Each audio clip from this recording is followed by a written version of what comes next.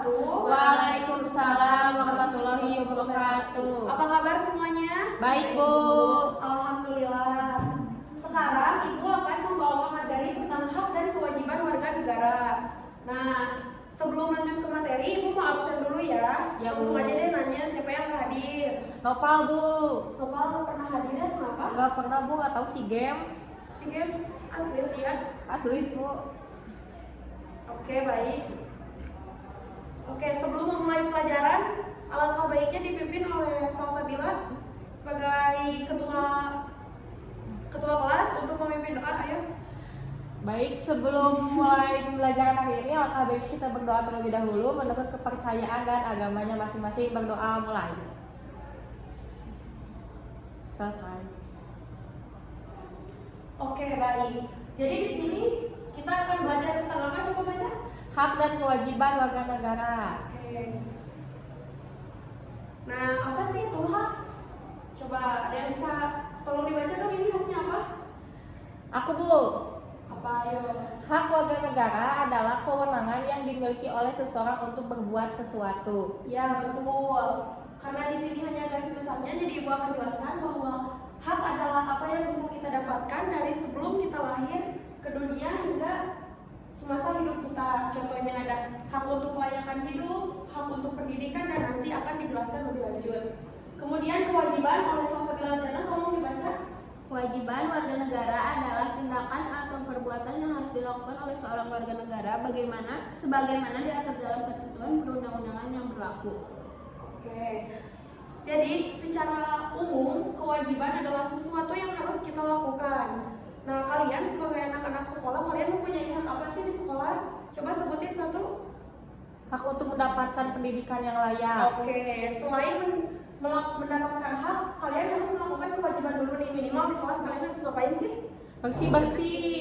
Ya, pinter. Ya, pinter ya kalian. Nah, baik, di sini Ibu akan jelaskan lanjut tentang hak. Nah, jadi setiap warga negara memiliki hak bahkan semenjak lahir, seperti yang tadi Ibu jelaskan. Hak yang dimiliki oleh warga negara semenjak lahir disebut dengan hak dasar atau hak asasi manusia. Kalian tahu hak asasi manusia? Tahu, Bu. Oke.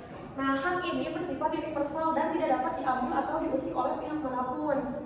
Nah, kemudian hak ini diatur dalam pasal 1 Undang-Undang Nomor 19 Tahun 1999 yang mengartikan bahwa HAM sebagai apa? Kalau dibaca yang bisa? Apa, Bu? Seperangkat? Hah? Coba ada yang bisa dibaca ini seperangkat apa? Seperangkat Hak yang melekat dalam hakikat keberadaan manusia sebagai makhluk Tuhan Yang Maha Esa dan merupakan anugerahnya yang wajib dihormati, dijunjung tinggi dan dilindungi oleh negara, hukum, pemerintah dan setiap orang demi kehormatan serta perlindungan harkat dan martabat manusia. Oke, terima kasih. Nah, jadi hak itu adalah sesuatu yang melekat dalam hakikat keberadaan manusia. Contohnya dari kita lahir itu udah ada. Bahkan sejak kita masih di dalam kandungan ibu. Oke. Sampai sini ada yang mau ditanyakan? Betul, Bu. Oke. Ibu lanjut ya. Nah, hak asasi diseimbangkan dengan adanya kewajiban asasi. Jadi, kalian dapat memperoleh hak setelah kalian melaksanakan Kewajiban. Kewajiban hak asasi manusia adanya adalah seperangkat kewajiban yang apabila tidak dilaksanakan, hak asasi manusia ini tidak mungkin terlaksana dan ditegakkan. Nah, di sini ada contoh-contoh secara umum warga negara Indonesia dalam konstitusi adalah sebagai berikut. Ayo tolong dibacakan. Aku aja, Bu. Boleh. Yang pertama hak untuk hidup, hak untuk kemerdekaan dan keamanan fisik, hak menghargai kepribadiannya, hak untuk mendapatkan yang sama dalam hukum, hak untuk masuk dan keluar wilayah suatu negara, hak mendapatkan kebangsaan atau kewarganegaraan, hak memiliki benda dengan cara yang sah, hak untuk mengeluarkan pikiran dan perasaan. Nah, jadi hak untuk hidup tuh apa sih?